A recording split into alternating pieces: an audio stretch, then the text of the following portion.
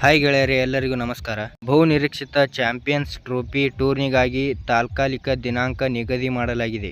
ಅದರಂತೆ ಮುಂದಿನ ವರ್ಷ ಫೆಬ್ರವರಿ 19 ರಿಂದ ಮಾರ್ಚ್ 9 ರವರೆಗೆ ಚಾಂಪಿಯನ್ಸ್ ಟ್ರೋಫಿ ನಡೆಯಲಿದೆ. ಪಾಕಿಸ್ತಾನ ಕ್ರಿಕೆಟ್ ಮಂಡಳಿ (ಪಿಸಿಬಿ) ಆಯೋಜಿಸಿರುವ ಈ ಟೂರ್ನಿಯಲ್ಲಿ ಒಟ್ಟು 8 ತಂಡಗಳು ಕಣಕ್ಕಿಳಿಯಲಿದೆ. ಚಾಂಪಿಯನ್ಸ್ ಟ್ರೋಫಿಯಲ್ಲಿ ಕಣಕ್ಕಿಳಿಯುವ 8 ತಂಡಗಳು Bharat, Pakistan, south Africa, New Zealand, Afghanistan, England, Bangladesh, Australia. ಈ 8 ತಂಡಗಳನ್ನು 2 ಗುಂಪುಗಳಲ್ಲಿ ವಿಂಗಡಿಸಲಾಗಿದ್ದು, ಅದರಂತೆ 2 ಗ್ರೂಪ್ಗಳಲ್ಲಿ ತಲಾ 4 ಟೀಮ್ಗಳು ಕಾಣಿಸಿಕೊಳ್ಳಲಿದೆ.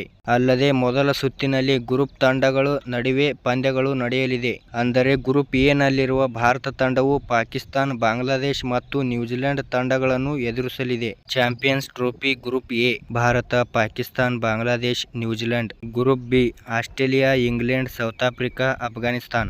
3 ಸ್ಟೇಡಿಯಂಗಳಲ್ಲಿ ಪಂದ್ಯಾಟ. ಪಾಕಿಸ್ತಾನ ಕ್ರಿಕೆಟ್ ಮಂಡಳಿ ಚಾಂಪಿಯನ್ಸ್ ಟ್ರೋಫಿಗಾಗಿ 3 ಸ್ಟೇಡಿಯಂಗಳನ್ನು ಆಯ್ಕೆ ಮಾಡಿಕೊಂಡಿದೆ. ಅದರಂತೆ ಲಾಹೋರ, ಕರಾಚಿ ಹಾಗೂ ರಾವಲ್ಪಿಂಡಿಯಲ್ಲಿ ಚಾಂಪಿಯನ್ಸ್ ಟ್ರೋಫಿ ಪಂದ್ಯಾವಳಿಗಳು ನಡೆಯಲಿದೆ. ವಿಶೇಷ ಎಂದರೆ ಭಾರತ ತಂಡದ ಎಲ್ಲಾ ಪಂದ್ಯಗಳು ಲಾಹೋರ್ನಲ್ಲಿ ಗಡಾಫಿ ಸ್ಟೇಡಿಯಂನಲ್ಲಿ ಆಯೋಜಿಸಲಾಗುತ್ತದೆ ಎಂದು ವರದಿಯಾಗಿದೆ.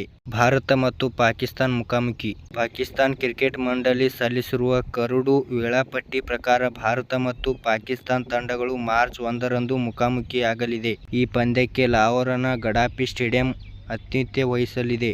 ಐಸಿಸಿ ಕಡೆಯಿಂದ ಗ್ರೀನ್ ಸಿಗ್ನಲ್. ಪಿಸಿಬಿ ಈಗಾಗಲೇ ಚಾಂಪಿಯನ್ಸ್ ಟ್ರೋಫಿಯ ವೇಳಾಪಟ್ಟಿಯ ಕರಡು ಪ್ರತಿಯನ್ನು ಐಸಿಸಿಗೆ ಸಲ್ಲಿಸಿದೆ. ಇದನ್ನು ಪರಿಶೀಲಿಸಿದ ಬಳಿಕ ಐಸಿಸಿ ಕಡೆಯಿಂದ ಗ್ರೀನ್ ಸಿಗ್ನಲ್ ಸಿಕ್ಕರೆ ಅಧಿಕೃತ ವೇಳಾಪಟ್ಟಿ ಹೊರಬೀಳಲಿದೆ. ಆದರೆ ಇತ್ತ ಪಾಕಿಸ್ತಾನದಲ್ಲಿ ಟೂರ್ನಿ ಆಡಲು ಟೀಮ್ ಇಂಡಿಯಾ ಹಿಂದೇಟು ಹಾಕುವ ಸಾಧ್ಯತೆ ಇದೆ.